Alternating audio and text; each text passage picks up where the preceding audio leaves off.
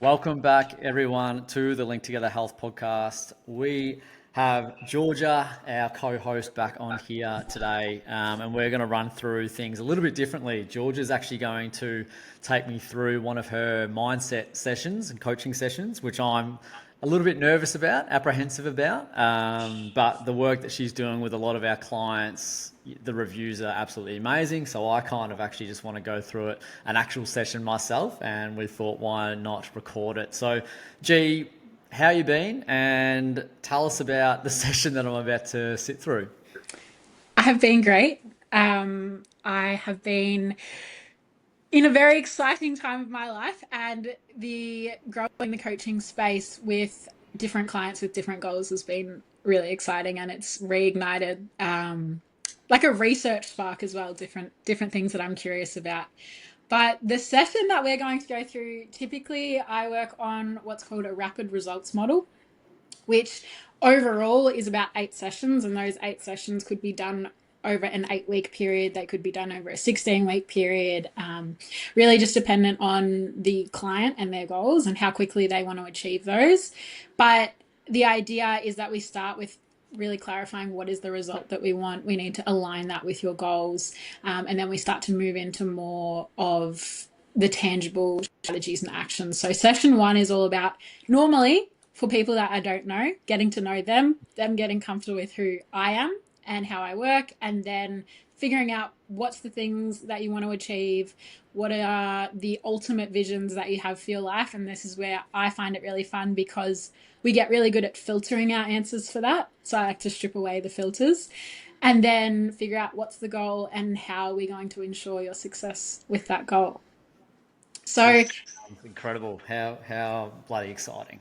I think we can probably skip through part of the getting to know you phase, Yep. which, although some people would be very curious to get to know you. But the question that I like to ask people that I have some familiarity with is, in 1 year, so in 12 months from today, what's the ultimate vision that you have from your life, keeping in mind that, like I said, we get really good at applying all these different filters with what we think people want to hear, but strip away those. And in this space, I'm never going to approach it with, oh, that's a bit out there, don't you think? Or that's too big. So what is, in 12 months' time, the ultimate vision that you have for your life? I think I'll touch on a few different, obviously, areas. From a lifestyle point of view, I still want to be living in the Gold Coast. I still want to be the healthiest, fittest version of myself. Leading into the end of our sprint season, that's still the goal, to be able to run super fast. I also would love the business to have expanded to potentially, obviously, there's three of us staff members at the moment that all work together. I would love four or five of us within it. And then our numbers of people that we're servicing and helping up around that 200 to 250 mark. And I think that will tie into my lifestyle from a availability point of view, still being able to enjoy the beach, the sunshine, and my life as much as possible here. So working minimal hours, but still having a really deep impact and connection to everyone that I work with. Awesome. Throughout this session, you'll see me looking down. I have my notepad and my pen, taking note of keywords and phrases that you use. Um, Normally, with a client prior to this point, they will have filled out a pre-coaching questionnaire. But for the sake of this, we are going to pretend that you have filled out that pre-coaching questionnaire and you've sent through 3 goals that you really want to work on. What is the number one, or the one that you're placing the highest priority on to start with, knowing that throughout our time together, over our journey together, we'll have time to achieve all of these goals. But starting today, what's the first one that you want to start with? I've decided to go with our Cairns 70.3, so a half Ironman, which is in 11 weeks. And Mm-hmm. as most of our viewers know, that I'm not actually going to start training for that for another 3.5 weeks. So it means I have to cram what's normally like a 12 to 24 week preparation block into 8 weeks. So I chose a physical goal because it's a new thing for me doing a half Ironman. I've done tries before, but nothing at this distance.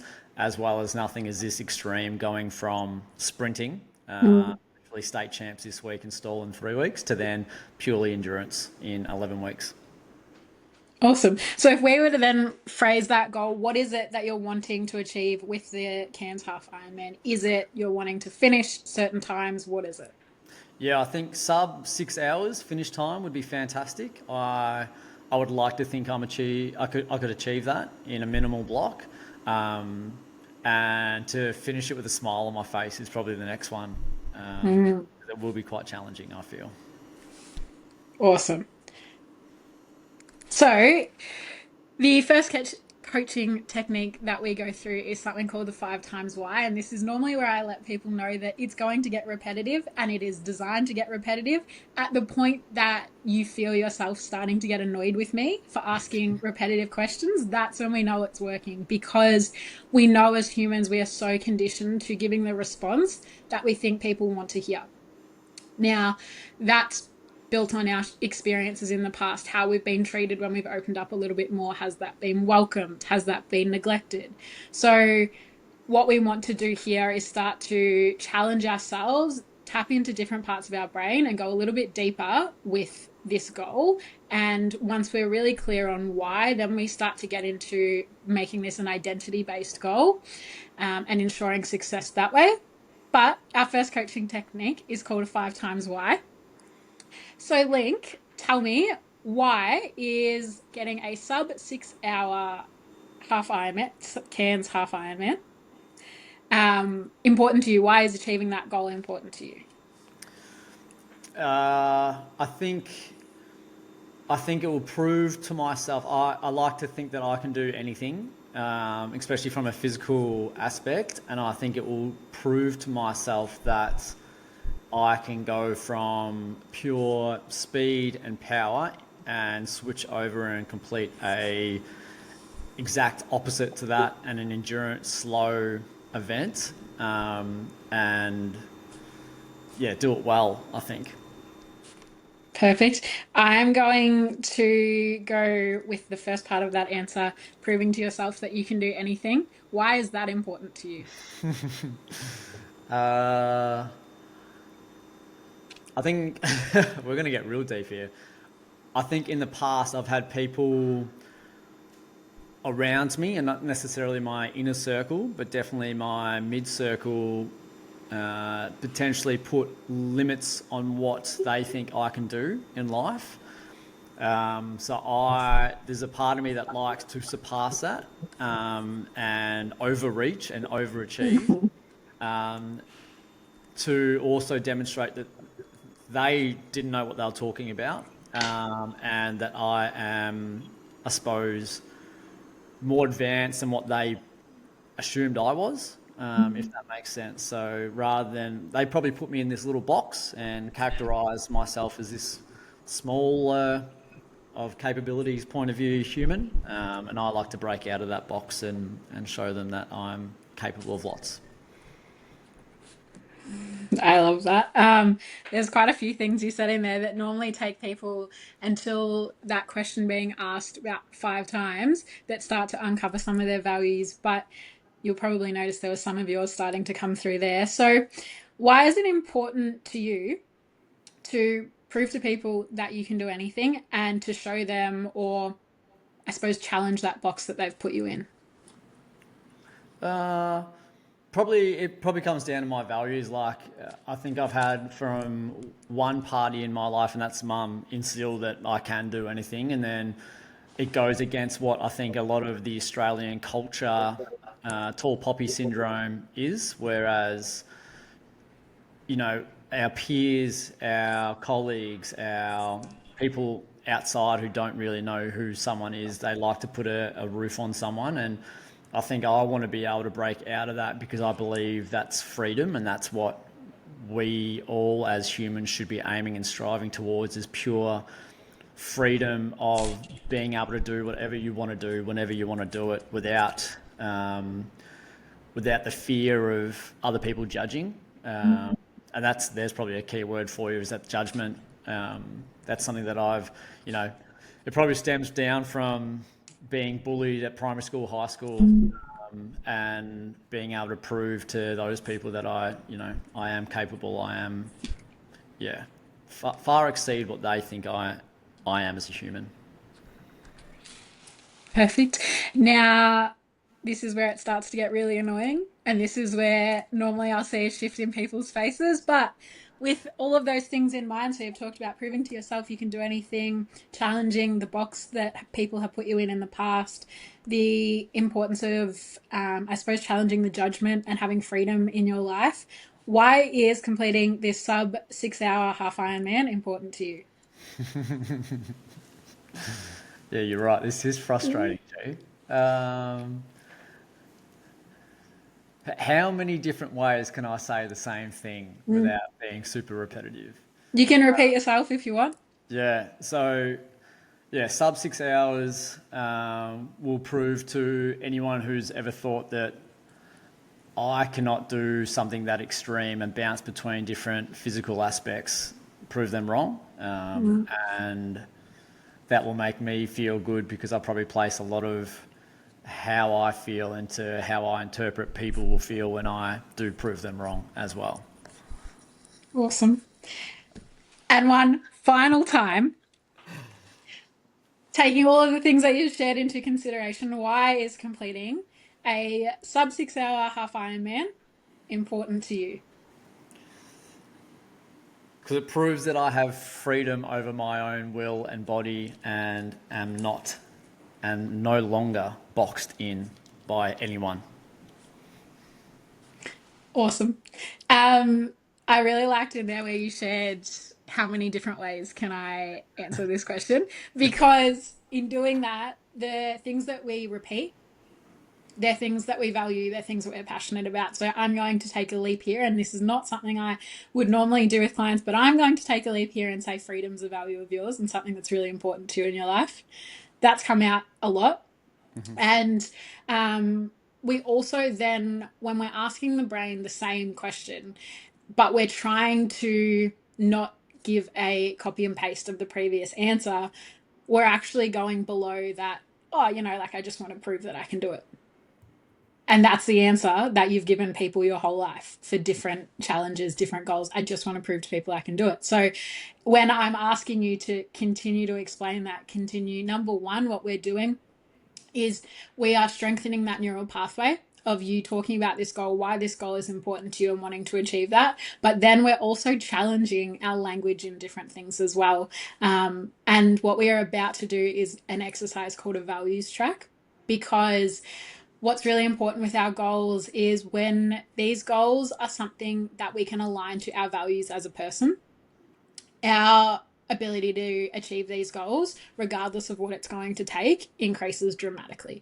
We know that if something is aligned with our goals, if a goal is aligned with our values, that's really when it becomes an identity based goal. So you are now, in the language that you use, not someone who wants to complete this Ironman. You are someone who has completed this. You are, when I think about this, a really simple example that comes up quite frequently, and you see it all over social media, is people saying, I'm not a runner, but I just ran my first 10K. And the goals, when we're able to shift that to, well, I am a runner, so how does a runner behave? I am an Ironman, so how does an Ironman behave? Then we are able to start to build those habits and build that routine that supports the goal. So I am really excited about this next one because it is going to confirm a lot of my suspicions.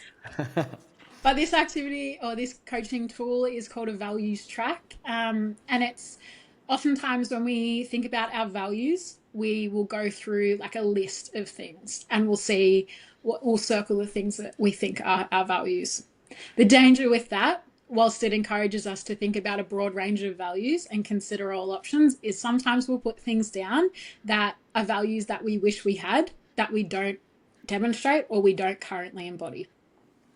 So this is a fun conversational way for us to figure out what are the things in your day-to-day life that you value.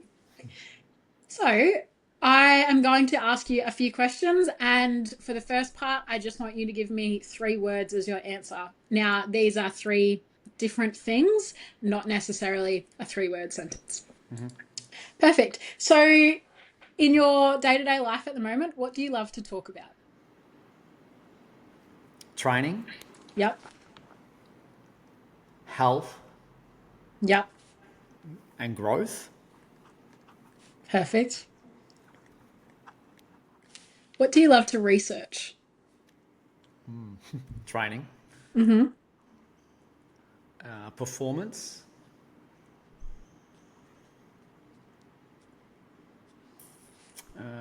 and business.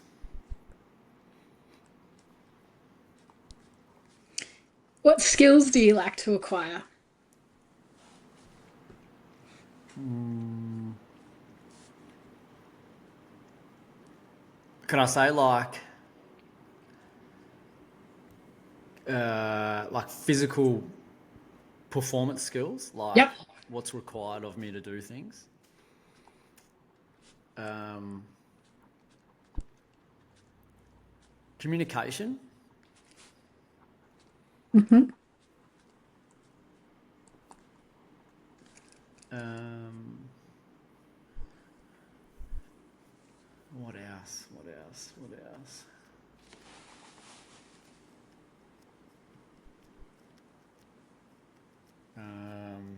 Oh, this is a tough one. Skills. Probably at the moment, like relationship building. Mm-hmm. Perfect. And when your mind wanders, when you're doing something and your mind just wanders to different places, what are the things that you love to contemplate? The future. Yep. Um, Food. Yep. uh, and then, yeah, probably business growth. Perfect. And for the last one, what do you know a lot about? Performance. Mm-hmm. Uh, the human body. And then I'm going to tie in with that as mindset as well. Perfect. So, a side note here sometimes people will be able to really easily answer what they love to talk about, things they love to research, but when it gets to things that could be perceived as having confidence in yourself in certain areas. So, what do you know a lot about? What do you contemplate? This is where sometimes we'll see barriers for people. So that's why a lot of the start of this session is typically that relationship building piece because these things are in there and they're really important. But we're often so worried about what other people will think that we can't tap into the things that we really value because we can't say them or we don't feel like we can say them. Perfect. So now we are going to go along from each of those columns. So the things you love to talk about, research, the skills that you love to acquire, things you love to contemplate, and things you know a lot about. And we are going to pick one thing from each. So in the things that you like to talk about, you said training, health, and growth. What one would you like to pick from that? Growth. Mm-hmm. In things that you love to research, you had training, performance, and business. Performance. Mm-hmm. In the skills that you like to acquire, you said physical performance, communication, and relationship building skills. Communication. In things that you love to contemplate, you had the future, you had food, which I kind of wanted to put bagels there, but food, Yeah. and business growth. Uh, yeah, go business growth. Perfect. And things that you know a lot about performance, the human body, and mindset. Human body. Perfect. So we have growth, performance, communication skills, business growth, and the human body so far. Now we want to start to figure out what are the feelings that we get from each of these things. So when you think about growth, and this is sometimes where, for people who have been experiencing some barriers answering this, I'll invite them to close their eyes, take a moment, and just think about this. Sort of try to become really in touch with what's happening in our body. But when you think about growth, how does that make you feel? excited. Can I expand on this? Like, there's Yeah, not these one ant. So I go for think it.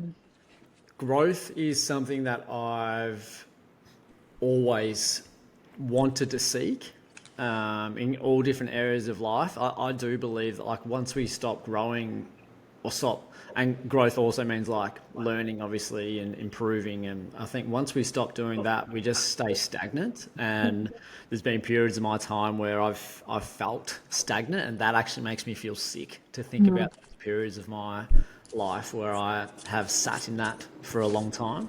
And then when I am experiencing or am in a period of growth like I have been in probably the last 7 or 8 months, it actually makes me super excited and I feel happy. So that's how my body kind of responds.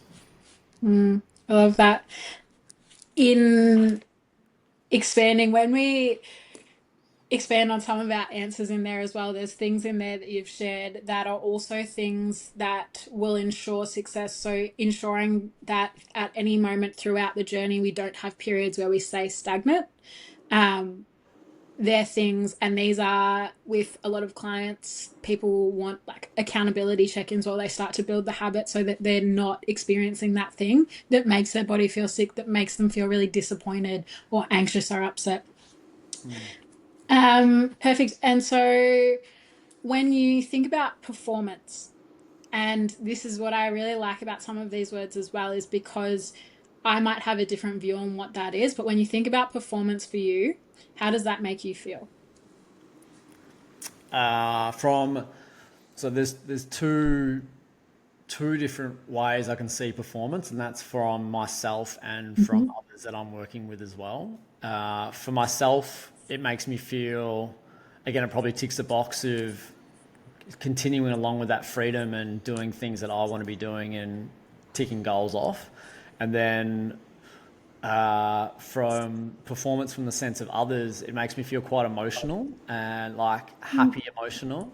So I'll use an example like last night there was the biggest athletics meet in Australia, the Maury Plant, and Ali Beer, who I've been coaching now for 7 months, ran a PB, and like I was on the brink of tears. Like that's how much, and it was only a small PB, and you know, PBs happen, but there was something about someone that I'm working with achieving that high level of performance and exceeding what they once had done, that brought this overjoy sense of happy emotional um, a state about me. And yeah, I had to find myself like actually fighting back tears when that happened.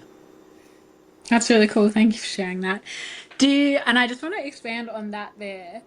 When you feel emotional with client success, is there part of that that is excited, or you feel excited to see or happy to see them also not be placed in a box by other people? Yeah, absolutely. And I think being able to facilitate people helping themselves achieve their dreams and break out of the box that, especially in our culture and community, I feel that a lot of us can be put into. Yeah, definitely ties in. Mm. Awesome. Thank you. When you talk about communication skills, so acquiring communication skills, how does that make you feel? Like I'm contributing to growth because I believe that my communication skills is something I've been working on since university.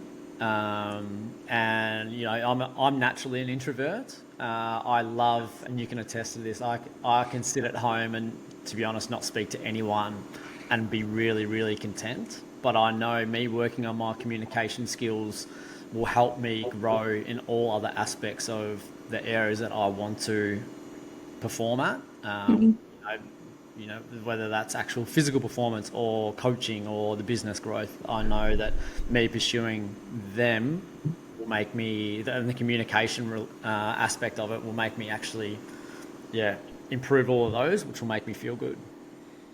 I love that. Yeah, it was an interesting dynamic where you could be really content with just sitting at home saying nothing to someone, and then I move in who talks all the time about everything to everyone. That was a fun balance. When you think about business growth and you contemplate business growth in your day-to-day life, how does that make you feel? Excited and nervous at the same time. I think when when you have massive goals like I do with the business, Hmm. those goals can sometimes seem overpowering and make you quite nervous because the unknown is always a little bit scary. And I think as humans, we're quite pessimistic in terms of those things. We're you know, designed to be pessimistic. It's easy to make the scarier, safer choice, and sometimes it is to take the leap of faith. But at the same time, I know that it's also an exciting time, and business growth excites me because, again, if I grow the business to the point where we're serving a lot of people, that's going to fill me with a lot of joy and also provide the lifestyle I want for myself and also you and Pat and our future staff as well. Yeah, awesome. I love that. I love when people share that something makes them feel excited and nervous because we know that that's the same physiological response happening in the body. But it's the narrative that we tell ourselves about that response that we're having. And for me, that's how I gauge if I know I'm doing something that is the right thing, something that makes me excited, something that makes me nervous, is normally a pretty good indication that I'm on the right path. So I love when people share that. When you, for the last one, we talked about the human body, so things that you know a lot about. How does that make you feel? It makes me feel more confident about being able to do my job really well. Hmm. And it also scares me that there is still so much to learn about the human body at the same time, Hmm. and that I need to make sure that I'm staying on top of learning more about the human body while still trying to do everything else in my life to stay on top and relevant with Mm, the services that I provide, people that I work with. I love that. So, taking all of the things that we've just talked about, the things that you love to talk about, research, the skills that you like to acquire, things you like to contemplate, things you know a lot about, and the way that those or the key words that we've used in each of those, how they make you feel. This is then when we start to align what the goal is, why that's important to you, and your values. And typically, this is the point as well where we start to create a little bit more of the conversation around what is the ideal situation here. And so when we know someone's goal, so for example, your goal to complete the a sub 6 hour half Ironman, which is incredible. Exercising for 6 hours sounds fun. Um, but then we take why that's important to you, and there was a lot of things that came out in that were, or I would consider as values as well. So things in there like your freedom about challenging limits that people have placed on you and being able to prove that you can do it. You've shared in the values track as well that that's also a motivating factor as to why you work with clients as well, or what you love to see from clients. Then we take into consideration all of those things about how it makes you feel. And when we then think about your goal and the things that you value, what would you say out of growth, performance, communication, business growth? A lot. So, growth is obviously a very clear value. We've talked about freedom being a very clear value. Anything that makes us feel excited and nervous, anything that makes us feel, I suppose, those invigorating emotions as well. We're often on the right path to things that we value here. What values out of the things that we have discussed most closely align with your goal of wanting to complete the Ironman in sub 6 hours or the half Ironman? Uh, yeah, it's probably growth there. I think that connects most to it. Mm-hmm. Again, going out of my comfort zone, doing something that's completely different to what I'm currently doing, something new. It means that I am, furthering my own personal experiences to then be able to help other people through those same experiences, which is growth for them at the same. Mm, awesome. So what that means then is typically anytime, On the way to achieving these goals, and I always challenge clients and people in general, if your goal doesn't make you excited and scare the shit out of you at the same time, it might not be big enough. And so that's where I will typically challenge people to think bigger. But it seems like yours ticks both of those boxes. So anytime that we start to feel resistance on the way to achieving that goal, being able to link that back to our values is really important. And that's how we overcome that internal resistance. So behavior change is a lot of things, but in a really simple sense, we want to remove that internal resistance, because once we can remove that resistance, we can really easily create new pathways in our brain to ensure that this habit becomes long term. So with clients, what we will then typically look at, knowing all of the things that we've talked about so far, in order to achieve your goal, what are the top 3 things that you need to do? Like actionable items. Yeah.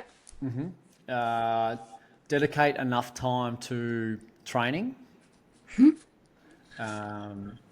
Recover and fuel properly. And stay consistent. Perfect. What does consistent look like for you with this goal? Yeah, whatever Pat tells me to do each day, do it. And yeah, staying the path of the structured program, which I always preach about, because I know that me sticking to that path will, keep me consistent, but also keep me on track to achieve what I need to achieve. Awesome.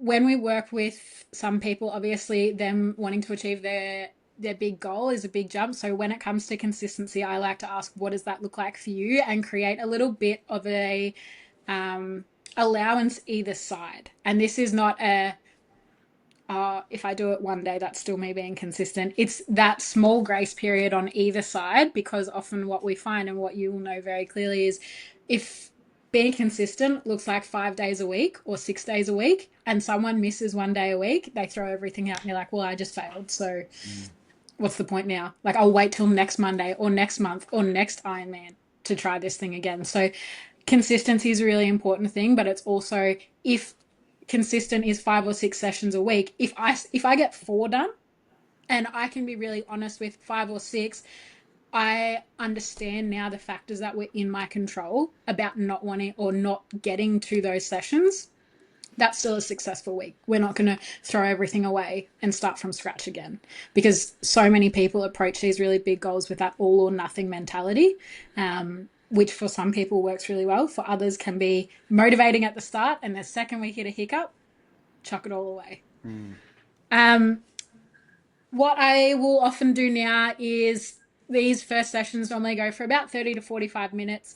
When we take into consideration the getting to know each other at the start, getting comfortable with how each of us work, that will probably fill the session. So what I do from there is I will send the completed values track to you to sit with that and have a look at those values and any other notes from the session.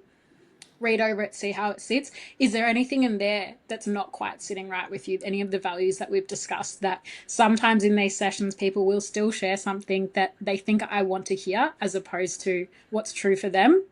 So we share that, sit on that a little bit. Then I will send through a weekly log. And when we look at what consistency looks like and the other 2 action items, to achieve that goal, we have a weekly log template.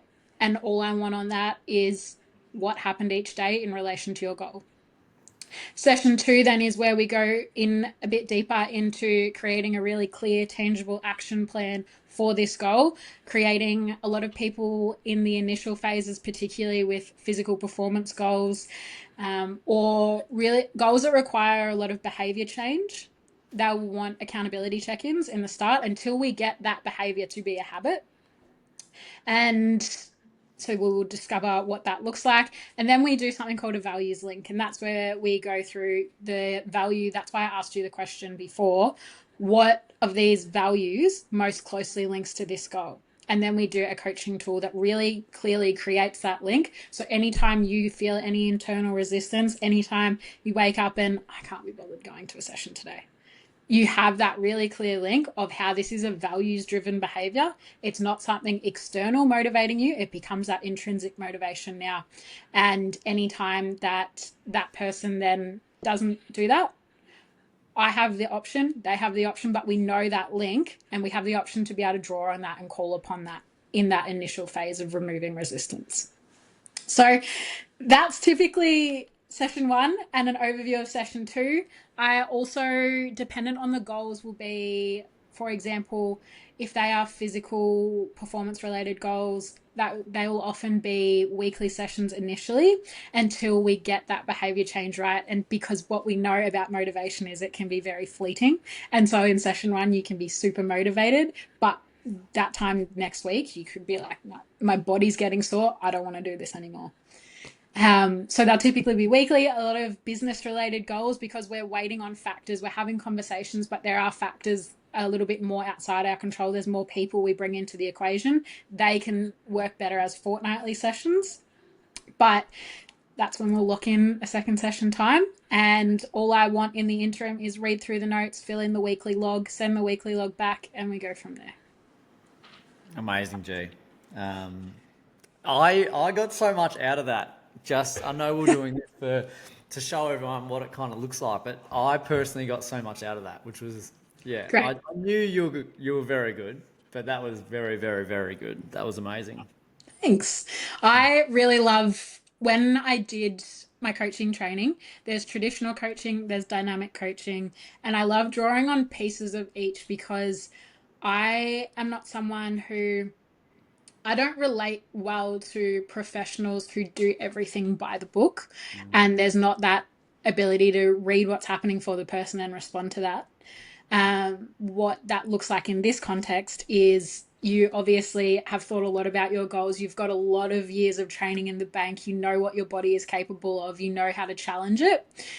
So that coaching session and the conversations we have look slightly different to someone who's starting fresh and wants to start. They might want to run their first ever K. Great. You know what's going to come up along the way. You know the resistance that will come up along the way, and you've got tools. But and this is why I like to challenge the being a young coach piece. For me, that just means I can be quite dynamic. I don't have the I'm not set in a routine of this is how it has to be. And so I love pulling on different things, even little things that you've read in books here and there that you're like, oh yeah, that also relates. And not having to, just be so rigid and structured with it because that doesn't work. And I'm sure you would feel the same in the programs you create for people. One size does not fit everyone. Yeah, exactly right. And you, to be empowered to have the freedom to run the things that you want to do is like, that's the coolest thing. And that, again, probably ties into my values as well. Like, yeah, being able to do what you feel is needed and required for that person. Absolutely. Awesome. Amazing, G. Well, thanks for session one. Yeah, my pleasure. Hey, we'll obviously, we'll upload this on to our podcast channel. And I think it's just a great little resource for everyone to see how you go about things. A little insight into me as well. I wonder if when you move up to Goldie, we'll have to do a training session so people can see how you go about things in my space. I think that's a smart idea. Yeah, I have been training by myself since we moved from Ballarat, and I do boxing now and have a boxing coach, and it's so fascinating being in his arena. And I'm normally very vigilant about language that people use and that I use. And in those sessions, I have to really use all my coaching tools on myself because I'm like, oh my gosh, I'm not in control in this space and it's tough and it's hard. So I'm excited by that as long as, we can really edit that. Yeah. Make it look Not good. at all. It's going to be raw. It's going to be absolutely just all out there. Yeah, all right. You've got to give me a little bit of time to get my tan up. I'm very Victorian pasty. Yeah. After that, we're all good. Amazing. G, thank you so much for this. It was absolutely wonderful. I hope you have the best rest of your Sunday, and we'll touch base again soon. Incredible. Have a great day.